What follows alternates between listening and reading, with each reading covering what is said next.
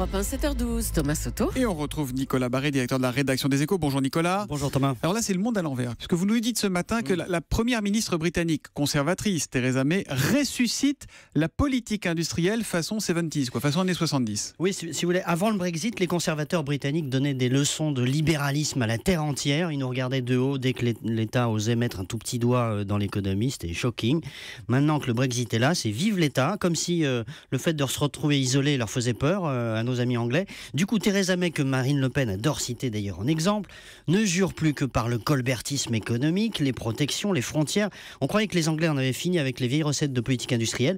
Eh ben non, selon Theresa May, l'État peut tout, il redevient stratège, il va soutenir les secteurs clés. Bon, il faut dire que l'industrie britannique a énormément décliné. Oui, alors deux chiffres. En 1975, c'était 21% de l'économie. Aujourd'hui, c'est moins de 10%. En France, on est à 12%.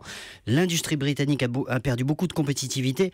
Un rapport publié hier, d'ailleurs, montre que lorsqu'un ouvrier anglais a besoin de 5 jours pour produire quelque chose, en France, on met 4 jours, en Allemagne également, etc. D'accord. Est-ce que les recettes de Theresa May ont une chance d'inverser la tendance? Est-ce qu'on peut réindustrialiser en fait? En fait, même le patronat britannique n'y croit pas tellement. Le problème de l'industrie britannique, c'est que, et c'est d'ailleurs ce que dit ce rapport du gouvernement, c'est le manque de compétitivité et de main-d'œuvre hautement qualifiée. Or, pour y remédier, il faudrait attirer des talents, alors que le Brexit leur ferme la porte. Donc là, ils ont tout faux.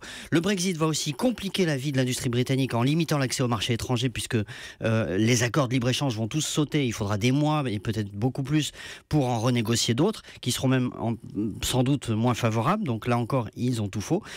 Pour aider l'industrie fragilisée par le Brexit, Theresa May promet donc plus d'État. Décidément, nos amis britanniques ne savent plus tellement où ils habitent. Voilà, Theresa May qui saura aujourd'hui si elle doit passer par le Parlement pour enclencher le Brexit, ce qui rallongerait considérablement les procédures. Merci Nicolas Barré, l'édito Écho tous les matins après le journal de 7h sur Europe 1.